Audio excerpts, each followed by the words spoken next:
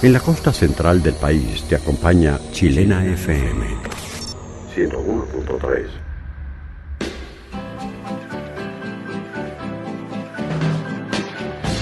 Bueno, son las 5 de la tarde con 3 minutos. Estamos a esta hora con nuestro programa de la tarde chilena, acá de nuestros estudios en la calle Patria 1933, en el puerto de San Antonio. Bueno, este día lunes 9 de enero, vamos de inmediato actualizando la información del tiempo. Les contamos que tenemos 18 grados con 6 décimas. Bastante acalorado a esta hora la tarde acá. Sí está con cielos completamente nublados. Durante la mañana también había bastante neblina. Permanecen los cielos nublados por lo menos hasta el día de mañana, según el informe del tiempo que pronostica extremas de 13 y 21 grados aquí para la costa de nuestro país. Bueno, como es habitual, cada día lunes está con nosotros Eduardo Artés. No lo habíamos tenido este año porque la semana pasada fue día feriado. Así que aprovechamos de descansar un poco, pero ya tenemos todas las energías para poder conversar con él. Así que, Eduardo, primero que todo, un abrazo a la distancia, muchas felicidades y que este 2023 también sea muy bueno para ti, ¿eh? Un abrazo grande, Luis, para ti y para todos quienes trabajan en la radio chilena y a todas las auditoras y auditores, ¿ya? Y que nada, a disposición siempre de ustedes. Muchas gracias, Eduardo. Bueno, parte el año 2023 con hartas novedades y vamos a ir por lo más reciente, puesto que tras los indultos que otorgó el presidente Gabriel Boric terminando el año 2022 surgieron toda clase de reparos, sobre todo por los antecedentes que se dieron a conocer de algunos de ellos. Bueno, finalmente toda esta suerte de polémica termina con la salida de la ministra de Justicia. Bueno, ¿cómo viste todo este proceso, Eduardo? ¿Cómo lo analizas? ¿Qué pasó? Hay varias preguntas que uno se pudiera hacer y pudiésemos consultarte, sobre todo si era necesaria la renuncia de la ministra Río, si hubo desprolijidades, como dijo el presidente Boric en su cadena, si eran los indultos que se esperaban, no se esperaban más. Cuéntanos un poco, Eduardo. Mira, yo creo que hemos llegado a un momento en que, a pesar que ha pasado muy poco tiempo, apenas 10 meses del gobierno, el gobierno ya está tocando fondo, ¿no? Está acabado, por decirlo de alguna manera. Porque el indulto, ¿no?, dado en este momento, tenía como único objetivo darse un pequeño barniz de izquierda, un poco como se llama, buscar la simpatía de algunos sectores, ¿ya?, para poder, digamos, como se llama, de alguna manera impedir, ¿no?, la crítica por la izquierda, que hoy día es muy fuerte hacia él, ¿ya? Pero, como siempre, quien lo hace desde un punto de vista voluntarioso las cosas, y no cuando corresponde, porque hay una cosa que es objetiva. En su programa, Boris planteó los indultos, ¿no? Y claro, lo viene a hacer 10 meses después, cuando ya no tiene ningún apoyo. Hoy día, según las encuestas, plantean que está dando un desaprobación de un 70%, ¿no? Entonces, si esto lo hace en el momento cuando recién asume y con valentía, ¿no?, seguramente habría logrado un efecto distinto. Incluso hoy día, yo creo que es algo molesto en general, ¿no?, la falta, como se llama, de valentía del presidente, ya, en mantener su palabra. Porque no puede echarle la culpa a la ex ministra de Justicia y Derechos Humanos, Marcela Ríos, ¿no? Eso es, ¿cómo es posible? Claro, también hizo renunciar a su jefe de gabinete, Matías Mesa, ¿no? ¿Ya? Y bueno, y quien pone a continuación es un abogado que está siendo, como se llama, ya interpelado por haber sido el abogado nada menos que de la mina Dominga, ¿no? Como se llama, como ministro de Justicia, que es Luis Cordero, ¿no? Esta es una situación muy compleja. Es como aletazo de abogado, ¿no? ¿Quién está hoy día perdiendo totalmente el apoyo? Busca el apoyo, trata de usar esto de los indultos para tomar una simpatía por la izquierda, indultos por los demás que son del todo justos. Yo en ese sentido creo que si se quiere buscar, digamos, cerrar algún capítulo, digamos, de lo que significó al menos los efectos, digamos, de lo que fue el levantamiento popular, sean sinceros, también tienen que cerrarlo por ese lado, no solamente hablando todos los días contra el levantamiento o contra el estallido, sino que también cerrando las heridas que produjeron, ¿no?, los presos, los compañeros que fueron complicados con daños oculares, etcétera, etcétera. ¿Ya? Entonces, claro, él quiso usar eso, pero con un tino más o menos de un elefante en una exposición de cristales. ¿Ya? Y ahí tenemos el resultado, porque yo creo que no puede ser peor la situación de este gobierno. Bueno, estamos hasta ahora conversando con Eduardo Artés y frente a esto que ya tú dices que el gobierno tocó fondo, es lo que tú señalas precisamente cuando partimos nuestra entrevista. Cuando un gobierno toca fondo, en realidad no hay más que hacer. O sea, ¿cuáles crees tú que podrían ser eventualmente las salidas políticas que podría tener el gobierno para poder, obviamente, seguir sosteniéndose y, obviamente, seguir con algo de su agenda, ¿no? Bueno, yo creo que va a seguir gobernando con la vieja derecha, aceptando todas sus peticiones, ¿no? Porque no es otra cosa colocar a Luis Cordero de ministro de Justicia, o Ángel Valencia, por ejemplo, candidato al gobierno de la Fiscalía Nacional, ¿ya? Un abogado que todos sabemos que estuvo en el caso Cabal, defendiendo a Luis Barría, ¿no? Que está acusado hasta de abuso sexual, ¿no? Y claro, y que también estuvo en la defensa de Bruno Villalobos, ¿cierto? Del ex director de Carabineros, en un caso de torturas, qué sé yo, en fin. En fin, o sea, no es menor, está él aceptando y haciéndose simpático siempre, siempre con la vieja derecha. Esa es la verdad. Entonces, ahora, ¿hasta cuándo la vieja derecha lo va a aceptar? Porque si lo va arrinconando cada vez más, él cede y la vieja derecha pide un poco más, cede y pide un poco más. O sea, esto de la voltereta ya se convirtió en un ejercicio permanente. Ahora, yo creo que derechamente puede llegar un momento en que simplemente van a haber alguna suerte hasta de, ¿por qué no?, de acusación constitucional, una suerte de golpe blando, no tengo idea cómo, pero va a llegar un momento que ya no va a servir Boris ya para contener el descontento popular y para seguir presentándose como de izquierda alguien que siempre ha gobernado con la derecha. Eduardo, vamos a otras materias también en el ámbito internacional. Bueno, lo más reciente fue ayer precisamente con, digamos, la toma de los edificios de los tres poderes importantes de Brasil por parte de partidarios de Jair Bolsonaro, el ex presidente, que llegaron, ocasionaron toda clase de problemas, pedían un golpe de Estado para derrocar al presidente de Brasil, Luis Ignacio Lula da Silva. ¿Cómo se analiza el contexto de lo que está ocurriendo en Brasil y si efectivamente lo que vimos ayer, vimos el principio y el final o estamos viendo el comienzo de una crisis? No, yo creo hace mucho tiempo, ¿no?, de acuerdo a todos los datos y a la información existente, que Estados Unidos hace mucho rato que está tratando de ordenar a su patio trasero, que consideran ellos que es América Latina, en la confrontación, ¿no es cierto?, fundamentalmente con la República Popular China, con Rusia, en fin, etc.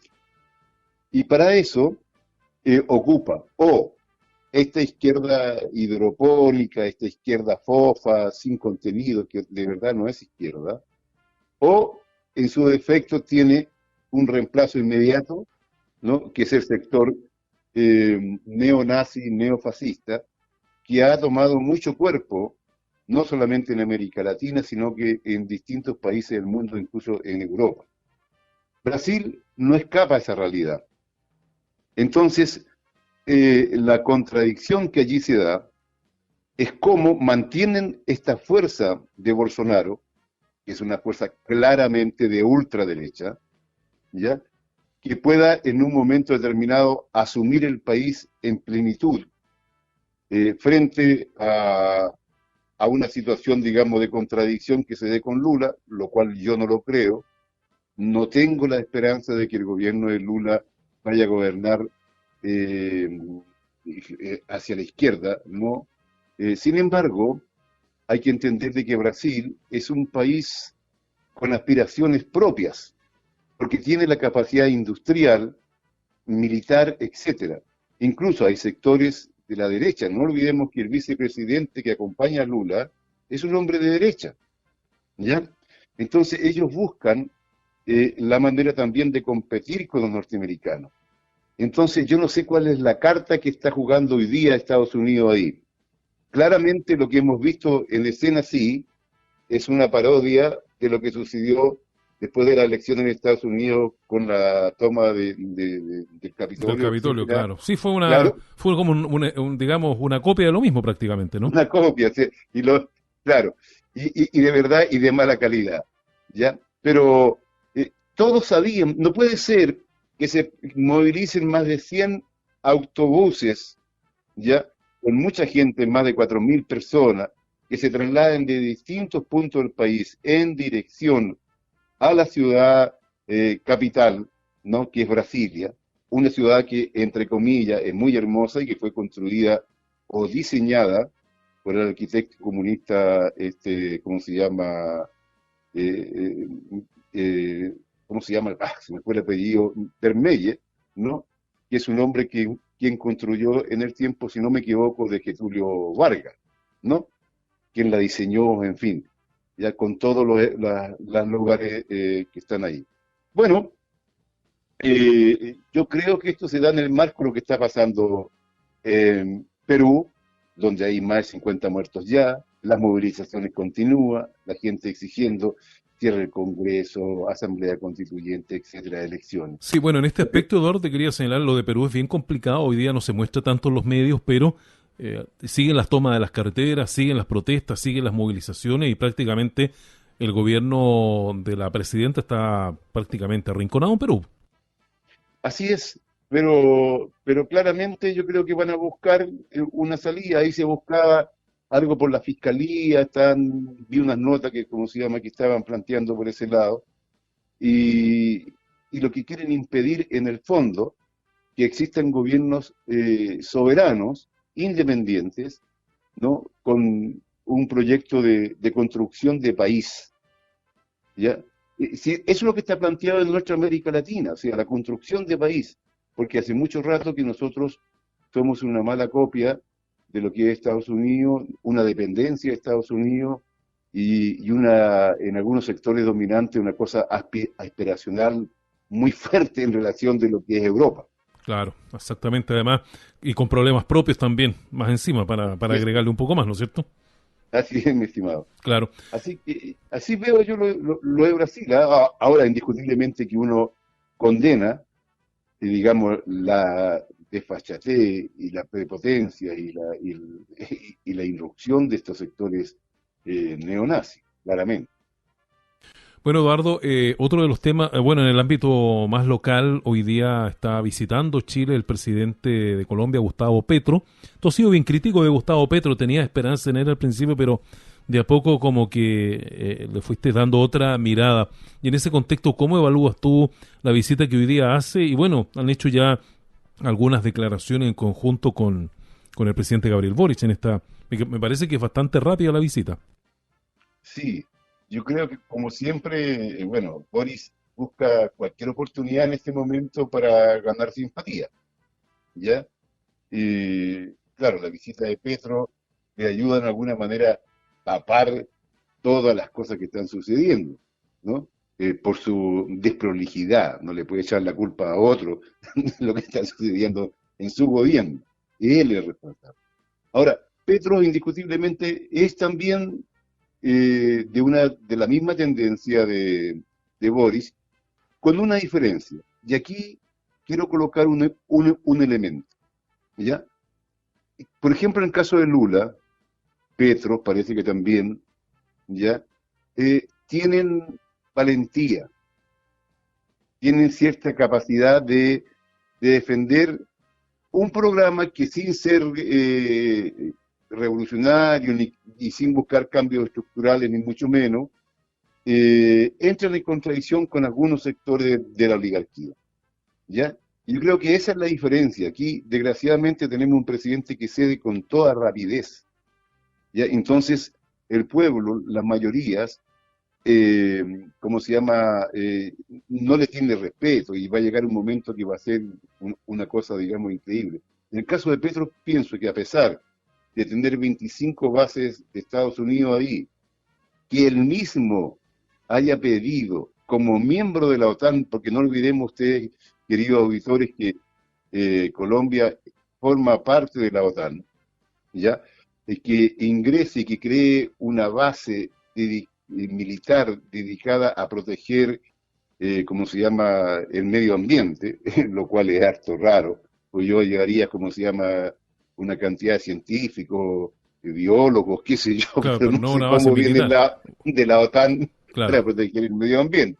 Pero bueno, esas son las cosas que dicen los amarres que tiene Petro y las limitaciones, lo cual hace no tener ninguna esperanza uno en que pueda llevar adelante cambios estructurales. claro. Bueno, sin duda son parte de los temas que ha tenido la agenda esta semana. Lo último que te quería consultar, que tiene que ver con el tema económico, se anuncia un paquete de medidas que se esperan hacer efectivas a contar de marzo, producto de la inflación y producto de lo complicado que está el tema económico en nuestro país. Sí, yo creo que las medidas, cualquier ayuda en un momento que tú estás haciendo, estás ahogándote, hasta una tablita sirve, ¿no? Pero indiscutiblemente que eso no va a salvar de que tú te ahogues, es una ilusión. Y yo veo que las medidas son una ilusión. Por ejemplo, eso de la cuenta o la caja o el depósito electrónico El que quieren bolsillo hacer, electrónico. el bolsillo electrónico, 13.000 pesos. Divídelo por 30 días. ¿A cuánto corresponde diario? Y ya a lo que le va a llegar, claro está. Ya, porque no hay ninguna cosa que sea de carácter universal. Ya, todas están, ¿cómo se llama?, destinadas a una fracción bien pequeña. Y además, al crear estas distintas formas, ¿no? Crea una complicación en el acceso mismo a las posibles, ¿cómo se llama?, a los posibles beneficios. ¿Ya? Yo no veo que no hay ninguna solución, porque aquí estaríamos que tener un plan de industrialización, realmente de construcción, por lo menos de carácter de vivienda inmobiliaria. Claro, exactamente. Pero, pero mira lo que ha pasado con la cosa de las viviendas, y este es un chiste. Cuando fue la campaña del apruebo y el rechazo, una de las cuestiones fundamentales que planteaba la gente del rechazo, incluido ¿cómo se llama? La- los grandes constructores inmobiliarios, era que era indiscutiblemente esencial ya la propiedad individual de las viviendas. Que eso que había que cautelarlo, y bueno, y nadie lo había dejado de cautelar por lo demás, ¿ya? Pero insistieron en eso. Y hoy día ya no están construyendo viviendas, como se llama, individuales y de propiedad. Están construyendo fundamentalmente edificios de departamentos para arriendos. Eso está de tal manera que ya la gente no puede aspirar a ser dueño, ¿ya? ¿Por qué? Porque para poder tener acceso, ya indiscutiblemente tiene que tener unos sueldos que son imposibles. Entonces, simplemente se ha desatado una, una posibilidad de arriendo, un gran negociado, ¿no? Y una vez más, el sueño de la casa propia queda para otro día.